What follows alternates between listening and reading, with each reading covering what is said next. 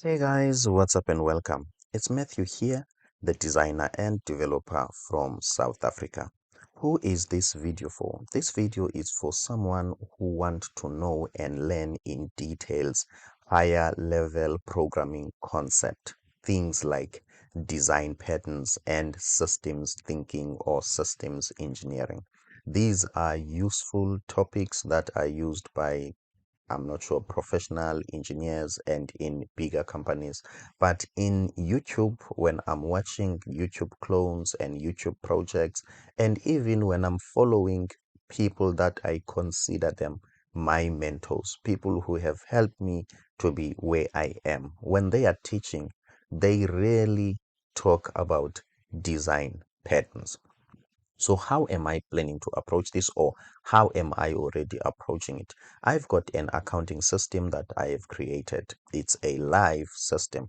You can check the link in the description below and follow along and test it. Basically, it's just a quoting and an invoicing system. So I am diving deep in details, page by page, showing you the UI, how I've designed it, and also specifically the design patterns that I've implemented in the code. So it's like I'm going through my code line by line, explaining my thinking, my logic, my intelligence, and how I apply design pattern. If that sounds interesting to you, please don't forget I have got these two Udemy courses: React Advanced Component Composition, React Advanced Component Composition, and Next.js ShadCN UI. Please check the link in the description below.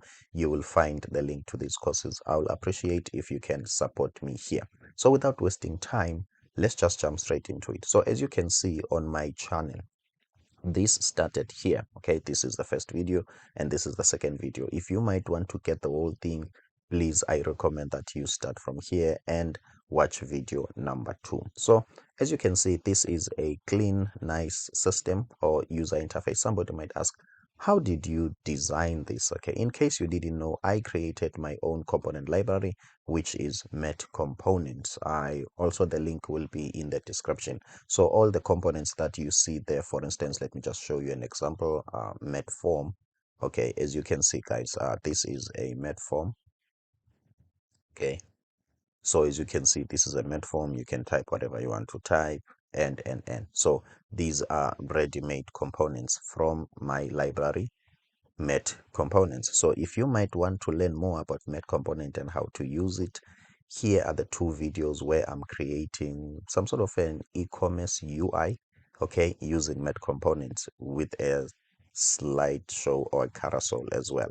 So as you can see, guys, this is part 1 and this is part 2. This will teach you more about Met Components. Without wasting time, let's just jump straight into it. So what I decided to do, as you can see, this is the live version hosted on Vercel, but I'm not going to use the live version. You can go ahead and click the link and get in here. For me, I'm going to use the local version. Why am I going to do so? So that when there is something that I need to show you, or maybe so that we can see the console logs. For instance, as you can see now, we are on page sign in. Okay, if I can use this one, okay, we won't see those things. Okay, so there's some things that I have to teach you that I will have to rely on this terminal, okay, to explain those things to you. Okay, so that's why I am going to use the local version. I hope that is clear. So based on this video, ended up on registration. Okay, but the problem is I forgot now the old user detail, so we might as well start by registering. But on this video, I've already explained the registration screen, so I'm not going to explain the registration screen again. So what I'm going to do, I'm just going to go to sign up just to get a new user. Okay, so I don't know why, for some reason I feel like this email needs to be india@gmail.com. Okay, I don't know why. Okay, maybe it's because I watched a lot of programming guys who are Indians. I really don't know. So let's just type India as a password and India as a password. Okay, and then the name will be, if I could have known a lot of Indian names, I was going to write it here. I think I might have. I think I might have. Maybe the spelling might be wrong. I once had a friend, an Indian friend from South Africa. His name was Shiav. Okay, Shiav. I hope I hope this is how you write Shiav in. Yeah, his name was Shiav. This is how you write Shiav in India. Okay, you can correct me and write the correct spelling, but I'm sure of the name. Okay, enough about that and my Indian friends and my love for India. Let's continue. Okay, so as you can see, guys, I'm registering a new user. Okay, registering a new user. I've already explained the screen, so I'm going to get into the next step after the screen. Should you wish to know more about that, please come and watch this video. Okay, so as you can see, guys, here we are on sign up. Okay, let's see what will happen as I am registering. Should I be here or okay, let me show you this one. So let me just click submit and then let's check here. As you can see, guys, okay, it's going to API auth sign up. That's a page that is there.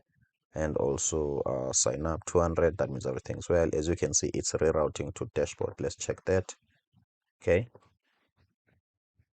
As you can see, guys, it's rerouting to dashboard. Okay, so now I'm going to explain this screen. Okay, this one. Okay, I'm done with registration. Okay, so as I've told you, I'm very high on design patterns. Okay, I still really don't understand why other people they don't really talk about them. Okay, there's some people who have created awesome projects like LinkedIn clones with Next.js and maybe WhatsApp clones. Those are very beautiful. Okay, everything is working, it's functional, but they don't really use design pattern. Okay, so I don't know why. So a part of this is to teach you how do you implement design patterns. Okay, so as you can see here, when you get here, let's read this instruction. First, set up your company. Please note that you will be logged out when you are done. Okay, that one I will explain later.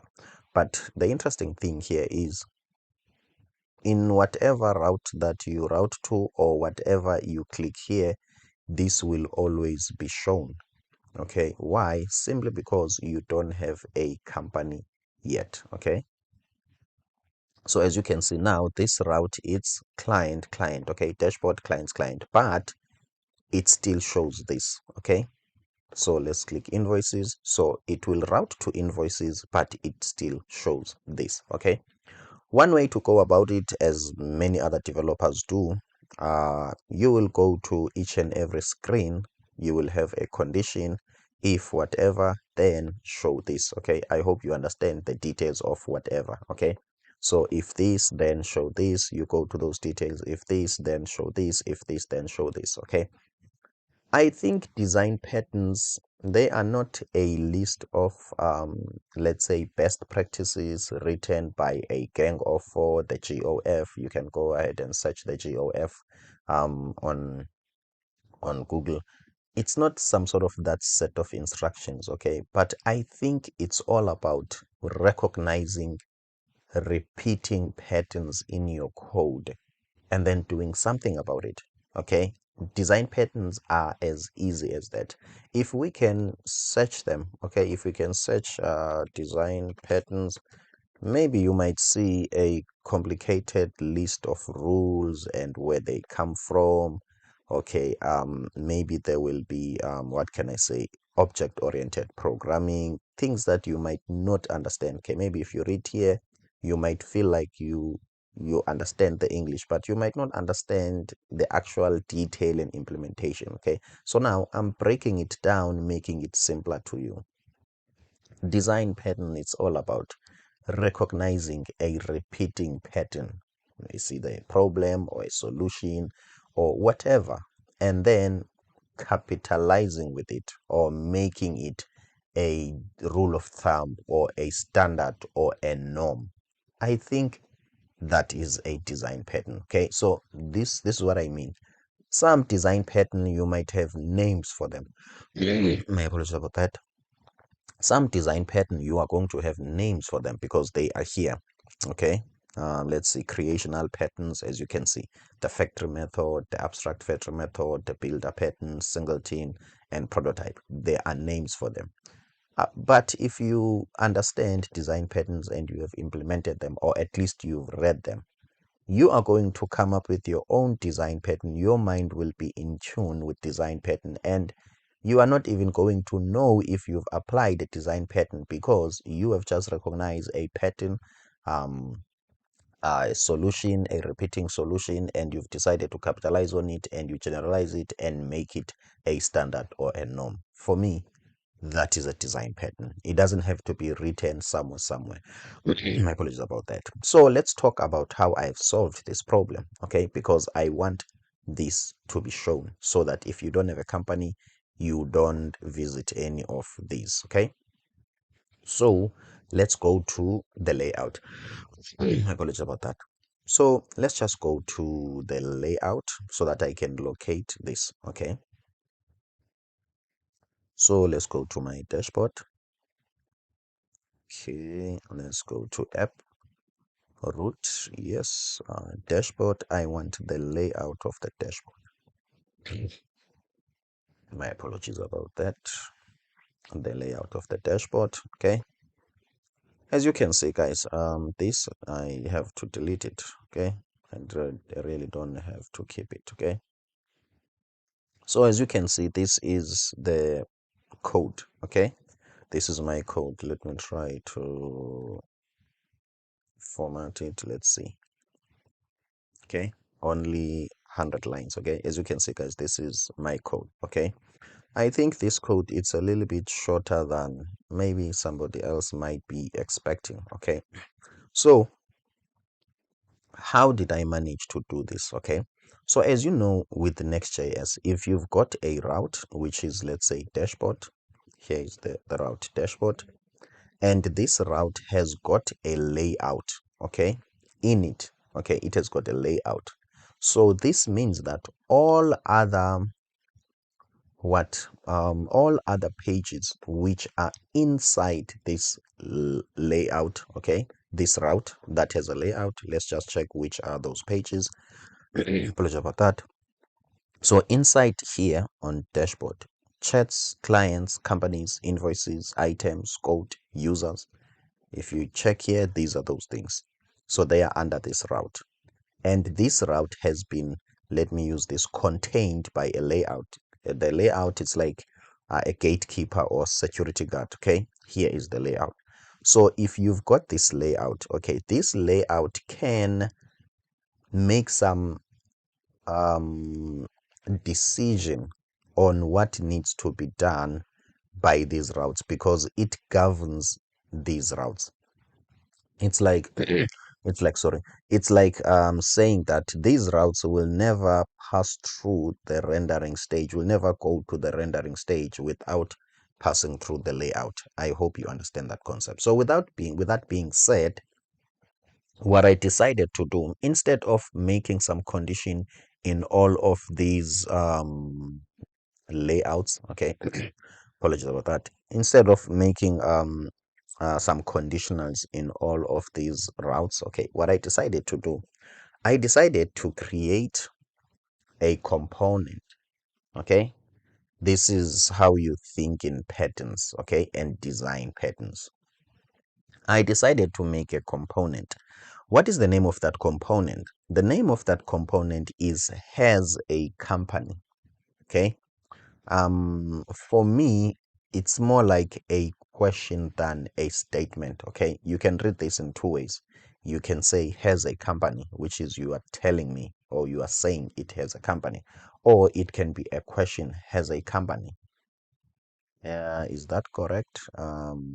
Is that correct in terms of English? Remember, English is not my mother tongue. Does this has a company? Yeah, this can be in form of a question. So whatever English might be and its own dynamics, please forgive me. Some of the things I might get wrong. You know, I'm not that educated. I don't hold a degree in English and linguistics. So what I was trying to say when I was naming this component, okay, what was in my mind, it was some sort of a question that this does this logged in user has a company? So That was the idea. So it's not like a statement, it's more like a question. Okay, so this component will answer that question. So before I render these guys, before they see the screen space, okay, they have to pass through this component. So I'm using this component for conditional rendering. So how does this help me, or how different it is? As you can see, guys, okay, I am controlling almost like how many routes? Let's say 1, 2, 3, 4, 5, 6. Okay, I'm controlling 6 routes or 6 pages, okay, rendering them conditionally but in one place. So if one might want to get the logic which is responsible for that conditional rendering, they don't have to go to my code up and down all over the show. They just have to come here and check this guy is responsible for that, and they can go to definition. Still, this is not where I want to go. Let me close this. So what I can do, I'm going to press Control P and type has a route, has a company. Okay, as you can see, guys. Okay, so we can go here. Okay, as you can see, so this logic determines if what are we rendering. Do we render this form component? As you can see, first blah blah blah blah, do we render this, or we will render the actual route?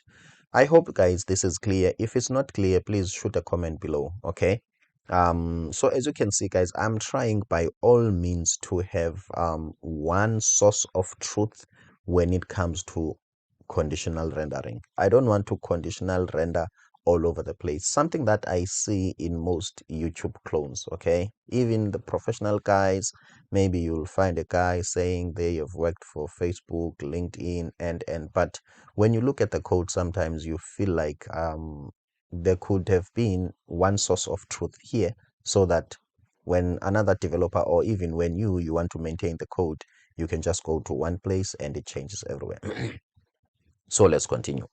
So as you can see, guys, I've got one source of truth. I'm not doing multiple conditional renderings. Okay, fine. Now that we have that, okay, so this one source of truth will determine if are we going to show this screen or we're going to show this screen. For some reason now it decides to show this screen. So let's get into the details on how it decides to show this screen. So let's start with the fact that you have to be logged out when we are done. Okay, so when I am signing in, what I usually do, I always push the company data or the user data in the browser's memory in cookies. Okay, as you can see, meaning that now if I have updated that data on the database, on the cookies on the browser memory, it's not updated, right? So how could it be updated? I need to log out so that the whole browser can refresh and then it can log in again. So what am I trying to hint you at here? I'm trying to hint you at, as much as we are doing a conditional rendering in that one single source of truth or point, which is has a company, okay, that has a company has to decide, okay, it must decide what to do based on a Boolean value. Okay, that Boolean value comes from the data that is on the cookies, not on the database. Okay, so I was just giving you the fact that we are going to use a Boolean value which is going to be taken from the cookies, from the browser data, rather than the database. So let's go and check that. So I'm here on has a company. Don't mind about this. I will explain more about this high order component again, but I think in this video I have explained about it. Should you want to get more or learn more from me, please check the link in the description. I've got these 2 awesome React courses. I will appreciate if you can support me there. If you might want to learn UI UX design, I've got this channel which is coded UI, where I teach you Figma. Okay, so let's get back to the matter at hand. Apologies about that. So I think let me change how I sit. Okay, let me try to change how I sit. My apologies about that. I'm hoping I'm not going to have these itching things on my throat and okay. So let's see. Now, I've explained about the high order component in this video. If you might want to know more about the high order component design pattern, please watch this video. So here, I'm just going to give you a brief so that you can understand what it is. So I'm not going to explain it now. So let's check the conditional rendering and how it works. Okay, it looks like here, I am fetching data. Okay, I am fetching data here. I'm using 10-stack query. So I will explain these more about these later. Okay, if there is user data here, I'm returning this user company. Let's see. Oh, okay. I'm awaiting. Let's see. User ID, active user. Okay, and then from there, where is this going? This is a query function. Okay, a bit lost in my own code, but I will find that. Apologies about that. I just want to see something here. Oh, okay. Okay, now I see. Okay, now I see.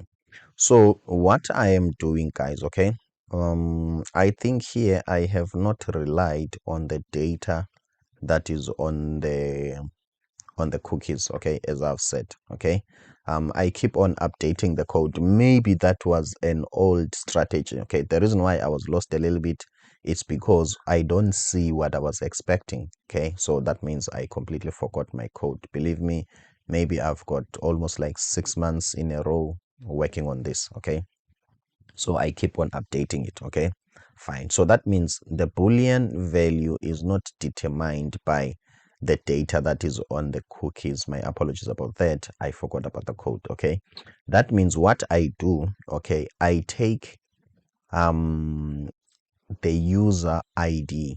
Okay, as you can see here, let's see, where is this query? It depends on the user ID.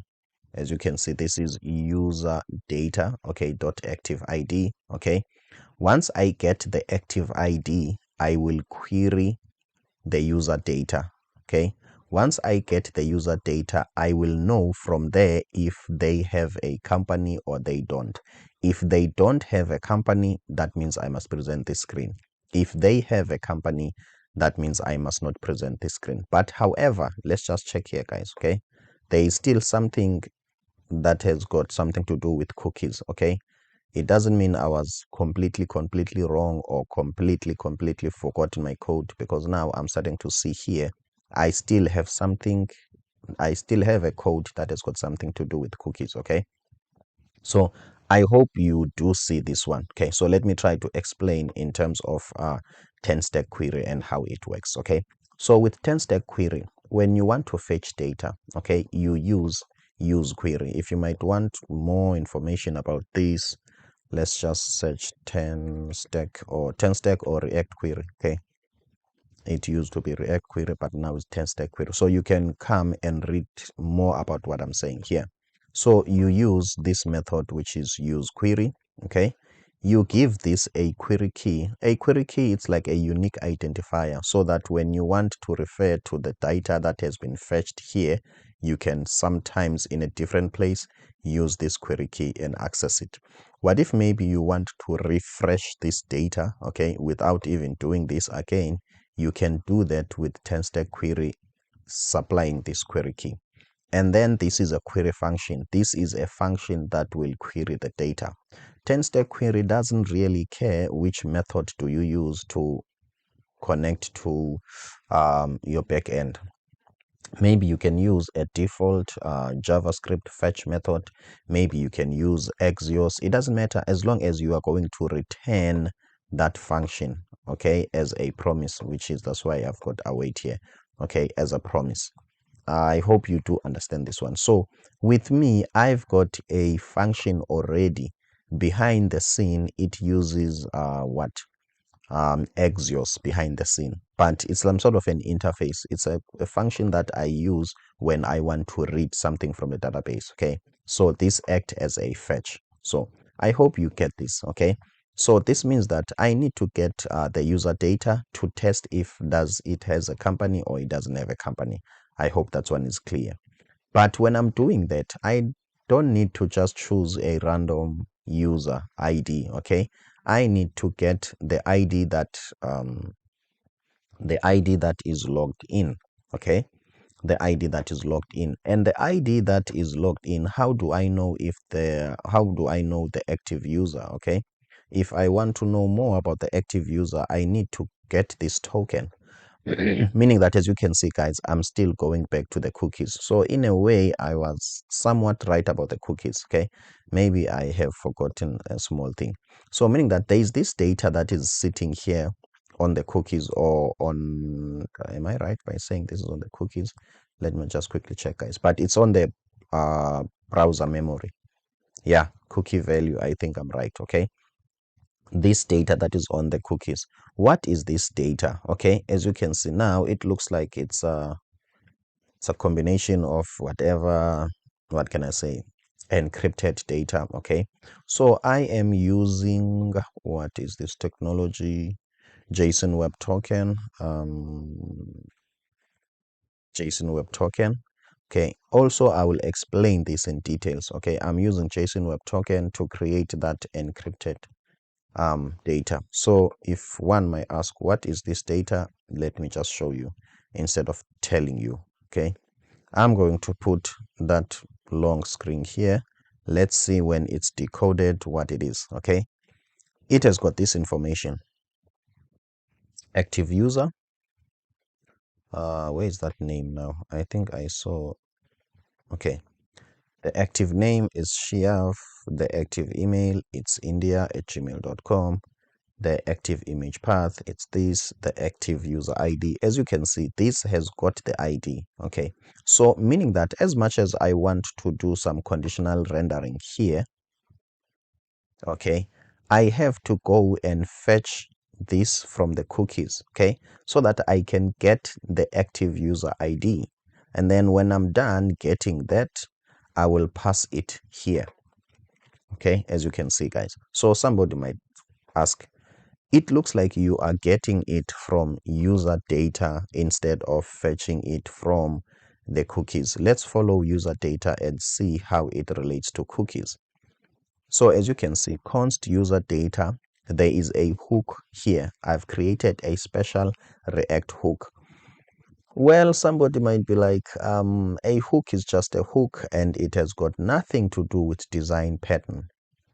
Let's go back to what I said before, to have a single source of truth. Okay, hooks in React, they are achieving that. Okay, they are helping us to for code sharing, to share a code, and what else, and also to have one source of truth. So I'm not implementing this hook because of it's a fancy thing or trendy thing in React. No, but I have decided to look for a React tool that can help me to have one source of truth.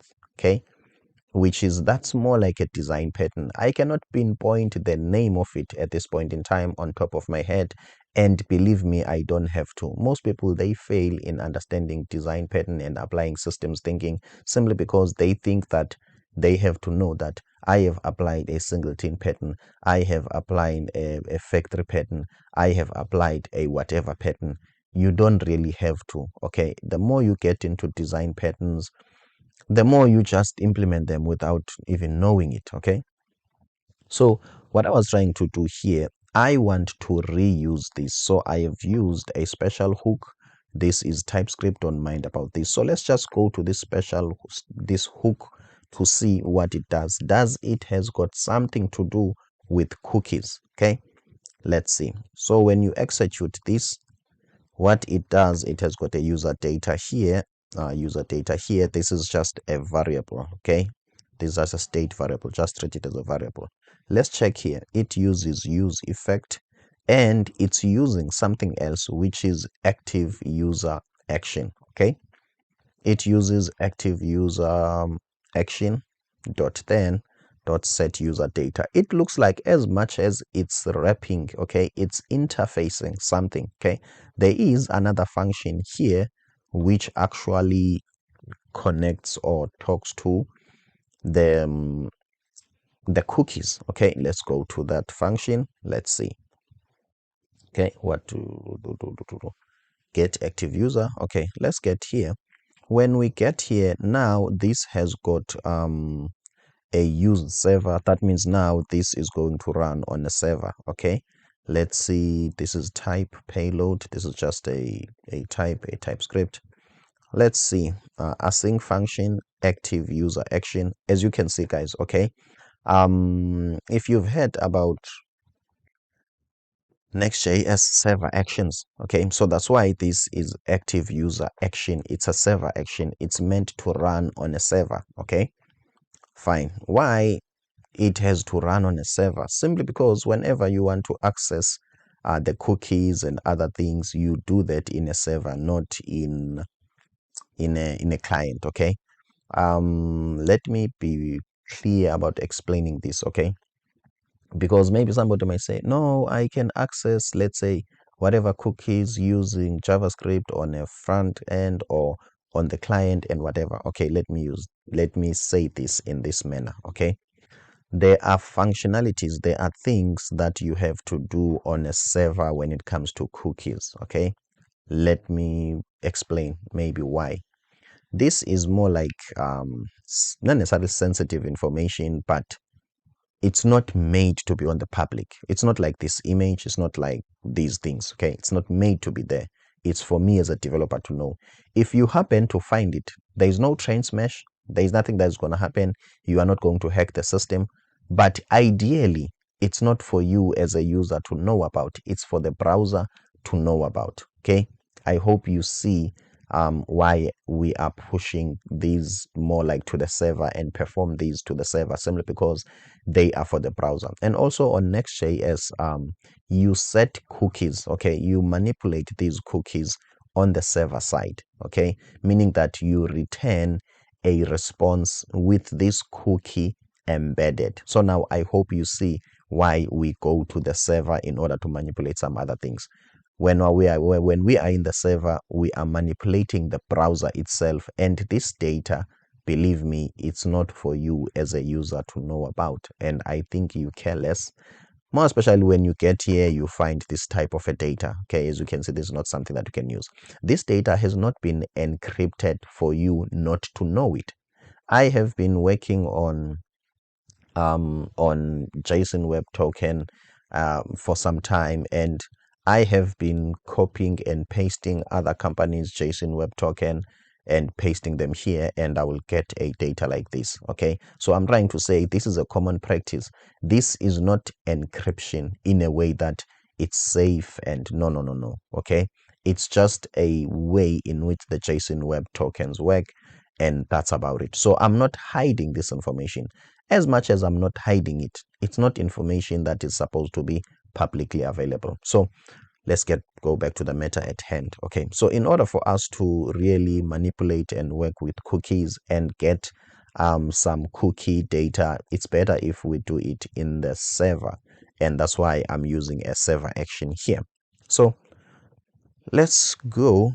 Const data is equal to get active user. There is inside this server action, there is a function, okay, that works on a server side ideally, and it's responsible for getting the active user, okay, as a promise, as you can see. So if we can follow this, I think this is the actual function that works with the cookies, as you can see. Okay, cookie store is equal to await cookie. Okay, await cookie.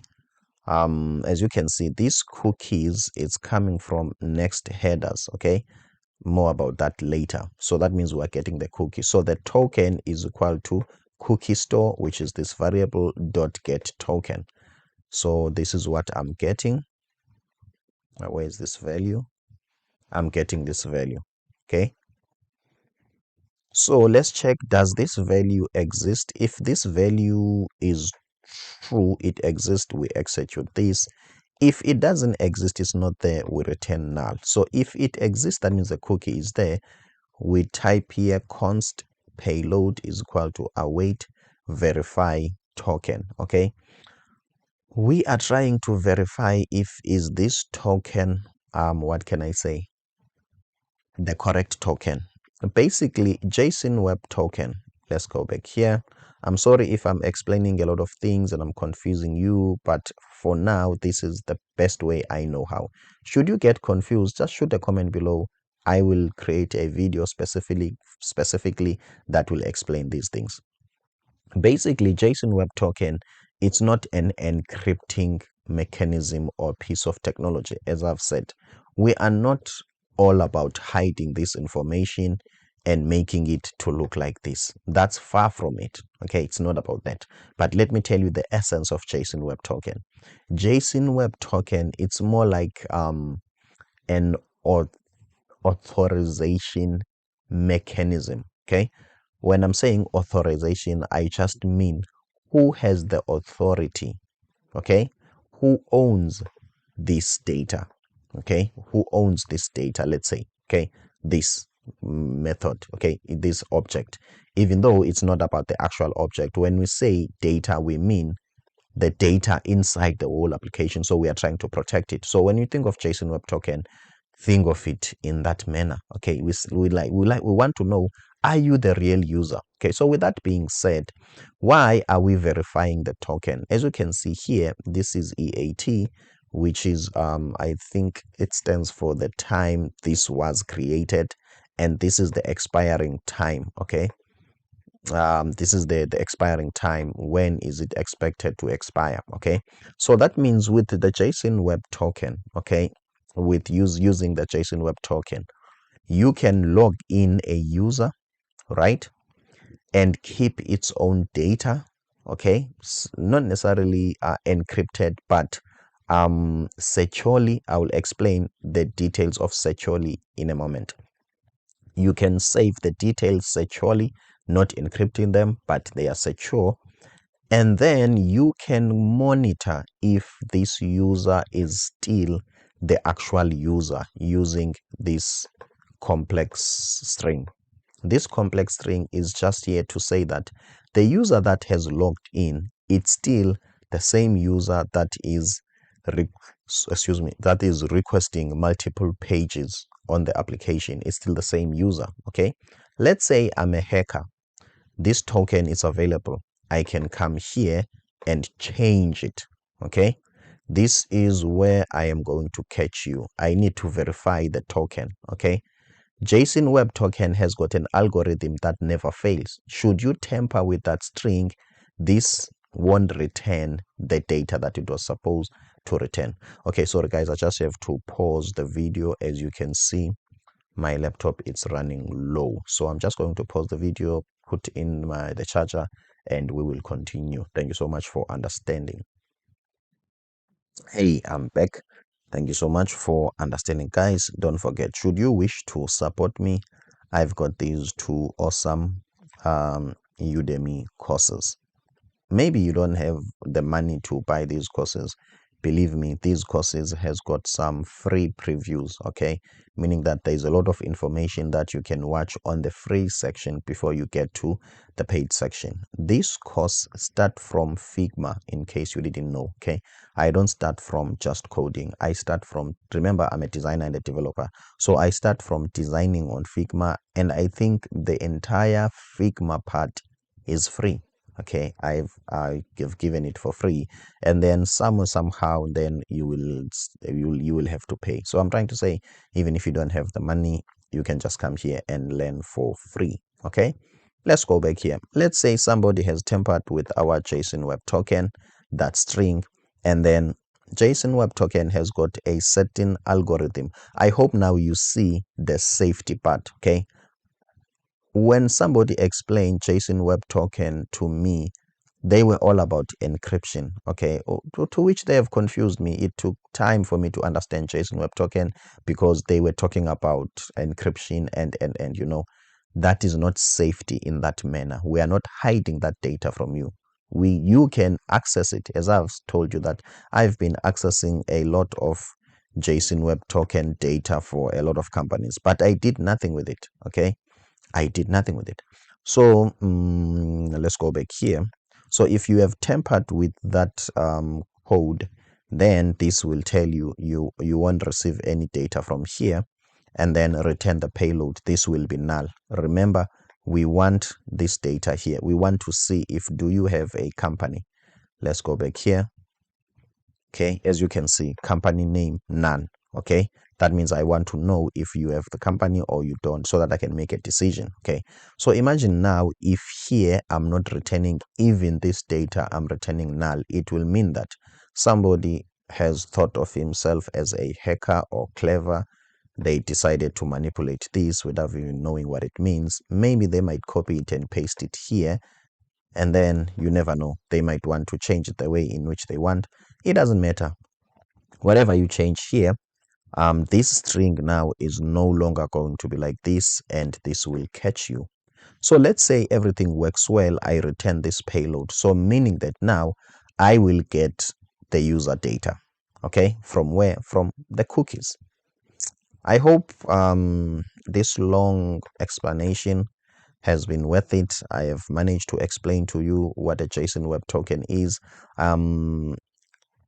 It's very important that you know and understand this. In most places that I have worked on, okay, even in side projects, okay, I have encountered this.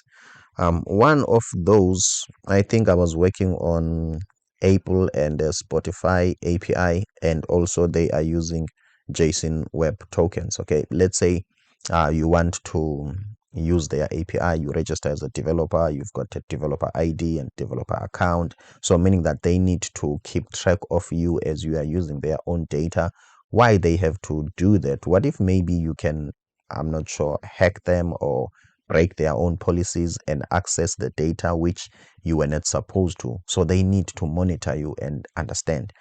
The part of that monitoring is to get you to authenticate yourself periodically. For instance, let's say I've got a Apple's or Macs, yeah, it's Apple's developer account, and then I'm authenticated, and then I'm using it. Okay, so I will use it, let's say, for 30 days or 60 days. After 60 days, this JSON Web Token will expire. So it will kick me out of the system. It will want me to not register again. It will want me to some sort of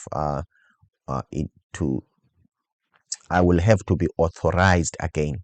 Okay, but let's just use a simple term, guys, which is I will have to log in again. Just, it means that I need to let the system know that I'm still the guy, I'm still the owner, I'm still the guy who has the credentials. So I hope you do get the importance of this technology. Okay, where were we? Looks like I'm lost. So now that let's go back to the code first. So now that we know that this has company does a lot of things, where is it? Okay, where is it? As you can see, guys, this is, where is it? Okay, this is the actual has a company. I want it when it's a component on the layout. Okay, so as you can see, this has company as much as it's just a wrapper, okay, a container that wraps the children. There's a lot of things going on. So now, since we don't have the company, as you have seen, okay, the company now is none. Where is it? As you can see, it's none here. That means we don't have a company. Therefore, we get this screen. It doesn't matter how many times we log in and log out, we are still going to get this screen. So let's register a company and see what will differ. Remember, you have to be logged out. Now you know that we have to change that cookie data. Okay, in case you might want more, please shoot a comment below. Let me just share something with you. I am Matthew Msingati, and a designer and a developer from South Africa. If you might want to contact me and you want me to teach you specifically, I've got a 10-hour coaching course where I teach you exactly what you want to know. Students come to me from different places. Some know nothing at all. Some know something, but they want whatever. Some, they already know everything, but they want a certain piece of technology that they want to know. Maybe they want to understand React query in details. Then we will deal with that. Obviously, this is the amount, but the amount, sometimes it depends exactly on what you want to learn.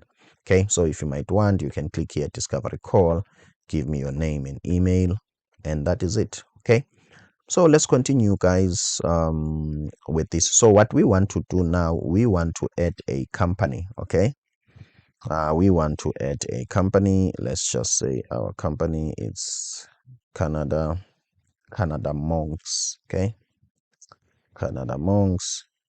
And then the logo link, this one is not that important, this part, but let me just do it just to show you. Okay, so here we don't have you don't upload your images. The reason is I don't have much of a storage. Okay, so I'm trying a mechanism where a strategy where you will just add a link for your logo. Okay, so when you're adding a link for your logo, you can upload your logo on LinkedIn, Facebook, wherever, and you just copy the link. Okay, so you just come here and copy image address. Let's just paste it here and see. Okay, the requirements, as you can see, to me it looks like this image is big. Why am I saying it's big? You see how it has loaded. Okay, if it was small, it was not going to even have that transition. So the only requirement for your logo, it must be small. Okay, it doesn't have to be a big logo. If the image it's big, it won't show on your invoices. Okay, so let's try this one. If it could be just small in the center of the screen, something like this is much better. Okay, as you can see, it didn't load too much, so you just have to supply a small image. Okay, not a bigger one. And then from then, we are a company. Contact person, obviously it's Matthew. Tagline, best of the best. Contact number, okay, number doesn't work. Email, this is my email address. You can email me here and ask whatever that you want to ask. Maybe I will see if it's something that I can do for free, or it will mean that you have to take a 10-hour coaching course. But most of the questions, they are just simple questions, and then I answer them via email, or I usually create a video that explains that. And then currency. Okay, let's just type here, since we already have something to do with Canada. Let's put Canadian dollars. The bank name, let's say it's CAD Bank. Account type, here in South Africa, we've got different account types. We've got checks, savings, and whatever. So let's say this is savings. You can put the details according to your bank system in your own country. Payment terms, full amount. Okay, and the bank account number, it's 123456. Okay, and that is it, guys. So what we want to do now, let's just check the code. Let's go to application. As you can see, guys, here is a token. Okay, here is a token. It starts with EY and it ends with 3W. Okay, I just want us to check if is it going to change, EY and 3W. Okay, the other way to check it is to copy this and go to JSON Web Token and see if this company has changed. Okay, and that is it. So let's just go back here and let's just log in and see. In fact, let's register. There is an error. Okay, sometimes it's because I'm not connected. Somebody has switched off the internet. So now it's coming back. My apologies about that. That could only be the case where we can have errors. It's because of my internet was off, and that is it. Okay, let me just wait. Connected. Okay, my apologies about that, guys. I didn't see it. Okay, so let's connect again. Okay, as you can see, guys, you see now it's empty. As you can see, it's nothing. Okay, that means this is nothing. That means it has been wiped out. Okay, and then what was my email? I think my email was India, and the password was India. Okay, let's look what will happen here on the token. As you can see, guys, now we've got a new token. It starts with EY, but it doesn't end with 3W. That means this is a different token. Okay, let's go to JSON Web Token, paste it here. As you can see, guys, now we've got a company ID. Okay, I hope I have explained this JSON Web Token thing. Okay, the reason why I'm calling it a thing, it's simply because on the internet, maybe on YouTube, I can say, people didn't explain it to me this way. Okay, JSON Web Token, if somebody is asking or is explaining to you, they always make it a complicated thing with encryptions, and it's not easy to get it. So I hope I've made it super simple. What else do we want to do? Let's come back here and check. Now that we are logged in, as you can see, guys, we can access those routes now. Okay, as you can see. So guys, I hope you have seen how design patterns can influence a code. Okay, and also is how is a code with design pattern in mind structured. I'm not saying my code is beautiful, far from that. I'm not saying my code is clean, far from that, but I'm just trying to say my code is like inspired by design patterns. Okay, I'm trying and trying every time to be efficient and effective to write a clean and highly maintainable code.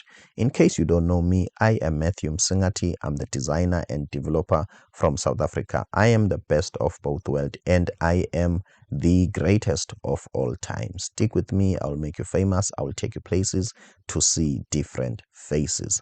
See you on the next one. I hope you have learned a lot. Don't forget to support me here in one of these. If you might want to contact me, just visit this one. Don't forget, I have got Met Components. If you might want to learn more about Met Component, watch this video and this one. See you on the next one.